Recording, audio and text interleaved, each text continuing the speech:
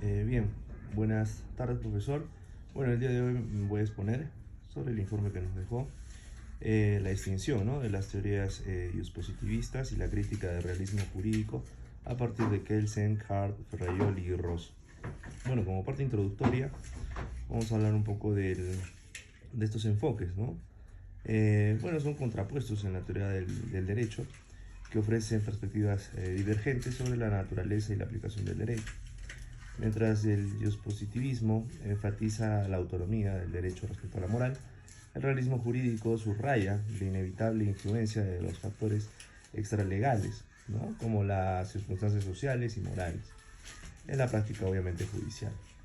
Y bueno, pues este debate ha tenido un impacto considerable en la interpretación y aplicación del derecho por parte de los jueces, especialmente en casos complejos, ¿no?, donde las normas jurídicas son ambiguas o insuficientes, ¿no?, como lo vamos a ver más adelante. Ahora, una breve repasada, ¿no?, lo que decía el Hans Kelsen sobre el positivismo excluyente. Bueno, para empezar, pues en su teoría pura del derecho, desarrolló la teoría del derecho que busca liberar al derecho de cualquier contaminación moral, política o sociológica, ¿no? Para Kelsen, el derecho es un sistema normativo autónomo, estructurado jerárquicamente y basado en una norma fundamental hipotética, que él denomina la Grundnorm, ¿no? Luego, una de las principales características del positivismo excluyente del señor Kelsen es pues la separación radical entre el derecho y moral. Según Kelsen, el derecho debe ser estudiado y aplicado de manera pura, ¿no?, es decir, sin involucrar consideraciones morales. Luego, un punto a tener en cuenta pues es que este enfoque ha sido criticado por ser excesivamente formalista y por ignorar el contexto social y moral en que las normas jurídicas operan. En especial, el positivismo de Kelsen es cuestionado por su incapacidad para abordar adecuadamente los casos difíciles donde las normas jurídicas pueden ser ambiguas o insuficientes. Bien, ahora hablemos un poquito también del positivismo incluyente de Hart. Bueno, en su obra, El concepto del derecho, representa una respuesta a las limitaciones del formalismo kelseniano, ¿no?, anteriormente hablado. Hart reconoce la necesidad de mantener una distinción conceptual entre derecho y moral, pero admite que en algunos sistemas jurídicos las normas morales pueden formar parte del derecho. Esto ocurre cuando el sistema jurídico incorpora principios morales explícitamente como parte de las normas válidas, lo que da lugar al positivismo incluyente. Ahora, para Hart pues está compuesto por reglas primarias, ¿no?, es decir, que imponen obligaciones. Una de estas reglas también secundarias es la regla del reconocimiento. Es la que permite a los jueces identificar cuáles normas son válidas dentro del sistema jurídico. Y bueno, Hart acepta que la regla del reconocimiento de un sistema jurídico puede incluir, además de reglas formales, ciertos principios morales. Entonces, acá ya Hart acentúa un poquito la parte de la moral, ¿no? Bien, el positivismo incluyente de Hart es menos rígido que el de Kelsen, entonces, ya que permite una interacción entre derecho y moral en situaciones específicas. Sin embargo, esta flexibilidad también ha sido criticada por los realistas jurídicos, quienes argumentan que el derecho no puede ser reducido a un sistema de normas, ya que la práctica judicial está profundamente influenciada por consideraciones morales, políticas y sociales, ¿no? Bueno, ahora hablemos de Luigi Ferrajoli, ¿sí?, su impositivismo crítico. Y bueno, pues en su obra Derecho y Razón desarrolla lo que se conoce como positivismo crítico. Aunque Ferrajoli se considera un positivista, su enfoque introduce una fuerte énfasis en la protección de los derechos fundamentales y en el papel garantista del derecho. Para Ferrajoli, el derecho no es simplemente un conjunto de normas, sino un sistema de garantías que protege a los ciudadanos frente al poder del Estado.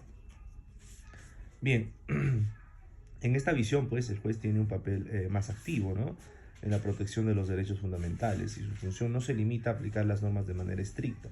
Ferrajoli sostiene que en los casos donde el derecho positivo es insuficiente para garantizar los derechos, el juez puede recurrir a los principios morales y de justicia, siempre que estos principios estén objetivizados en el sistema normativo, como los derechos humanos reconocidos por tratados internacionales, ¿no?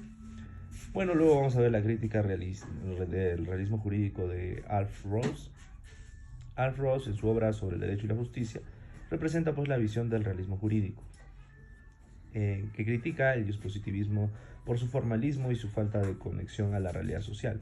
Rawls, influenciado por el positivismo lógico y el empirismo, sostiene que el derecho no puede ser entendido solo como un conjunto de normas abstractas. Es también una práctica social que influye en las interpretaciones y decisiones de los jueces. Para Rawls, el derecho es lo que los jueces hacen en la práctica y no solo lo que está escrito en los textos normativos, ¿no? En ese sentido, el realismo jurídico desafía tanto el positivismo excluyente de Kelsen como el incluyente de Hart, al afirmar que la moral y otros factores sociales son relevantes en la interpretación y aplicación del derecho, y no solo en casos excepcionales o complejos. Y bueno, vamos a traer acá un caso, que es el Tribunal Constitucional y la sentencia sobre la discriminación de personas del mismo sexo, ¿no? Bueno, un caso pragmático en el Perú que refleja la tensión entre el positivismo jurídico y los principios morales en la sentencia del TC, ¿no? Relacionado con el reconocimiento de un matrimonio homosexual celebrado en el extranjero, en este caso una pareja homosexual que había contraído matrimonio en México, solicitó que su unión fuera reconocida en el Perú, ¿no? Dicho sea de paso, pues en este país, en Perú, la Constitución no contempla el matrimonio entre personas del mismo sexo, ¿no? Entonces el TC enfrentó una decisión difícil, ya que el derecho positivo peruano no reconoce explícitamente el matrimonio entre las personas del mismo sexo. Sin embargo, la Corte decidió utilizar principios de igualdad y dignidad humana, consagrados en tratados internacionales de derechos humanos que el Perú ha ratificado, ¿no? Estos tratados tienen rango constitucional y por lo tanto prevalecen sobre las normas sociales que discriminen a las personas en razón de su orientación sexual. En lugar de limitarse a una interpretación estrictamente positivista del derecho, el tribunal aplicó una interpretación pro homine, basada en la idea de que las normas deben interpretarse de manera más favorable a la protección de los derechos humanos. Esta decisión muestra cómo los jueces ante casos complejos pueden recurrir a principios morales y de justicia para garantizar los derechos fundamentales, aun cuando el derecho positivo sea ambiguo o insuficiente. Este tipo de decisiones refleja la influencia de una interpretación incluyente del derecho, similar a las postulaciones definidas por Hart y Fraioli, pero también reconoce la crítica del realismo jurídico en cuanto a la necesidad de incluir principios extralegales en la toma de decisiones, ¿no? Y bueno, como conclusión, tenemos que el análisis de las teorías del positivismo excluyente, incluyente y crítico y la crítica del realismo jurídico pone en evidencia pues la tensión entre el formalismo jurídico y la necesidad de interpretar el derecho en consonancia en principios morales.